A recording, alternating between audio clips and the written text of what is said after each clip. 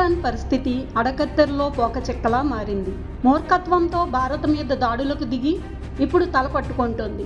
అటు అంతర్గత తిరుగుబాట్లు ఊపందుకున్నాయి. దీంతో పాకిస్తాన్ పరిస్థితి పూర్తిగా చతికిల పడుతోంది.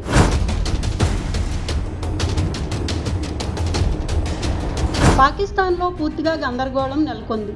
ఒకవైపు భారత ఆర్మీ పాక్ మీద విరుచుకు పడుతుండగా, మరోవైపు బలోచిస్తాన్ లిబరేషన్ ఆర్మీ కూడా దాడి చేస్తోంది.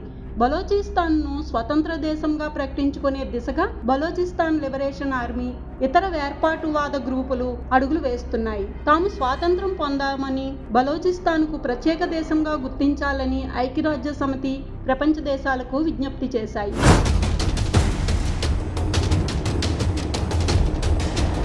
భారత్పై మిసైళ్లు, డ్రోన్లతో దాడి చేసేందుకు పాక్ సైన్యం ప్రణాళికలు రచిస్తుంటే, బలోచిస్తాన్లో కీలక ప్రాంతాలపై BLA పట్టు సాధిస్తున్నది. బాంబు దాడులు, బుల్లెట్లతో విరుచుకుపడుతూ అక్కడ గస్తీ కాస్తున్న పాక్ సైన్యానికి కంటి మీద కునుకు లేకుండా చేస్తుంది.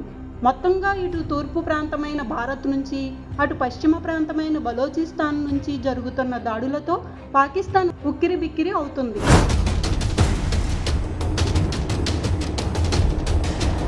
ఒక రకంగా పాకిస్తాన్లో అంతర్యుద్ధం జరుగుతున్నట్లే లెక్క. పాకిస్తాన్ సైన్యాన్ని బలోచిస్తాన్ నుంచి తరిమి కొట్టామని, క్వేటాను తమ ఆధీనంలోకి తీసుకున్నామని బలోచిస్తాన్ లిబరేషన్ ఆర్మీ ప్రకటించింది. సోషల్ మీడియాలో పాకిస్తాన్ జెండాలను తొలగించి బలూచ్ జెండాలను ఎగురవేస్తున్న వీడియోలు, ఫోటోలు వైరల్ అవుతున్నాయి. దీంతో పాకిస్తాన్ మరోసారి రెండు ముక్కలు కానుందా అనే ప్రశ్నలు తలెత్తుతున్నాయి.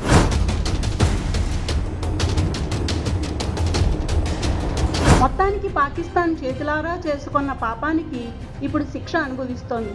పాకిస్తాన్ 23 చెక్కలుగా చీలిపోయే అవకాశాలు ఎక్కువగా కనిపిస్తున్నాయి.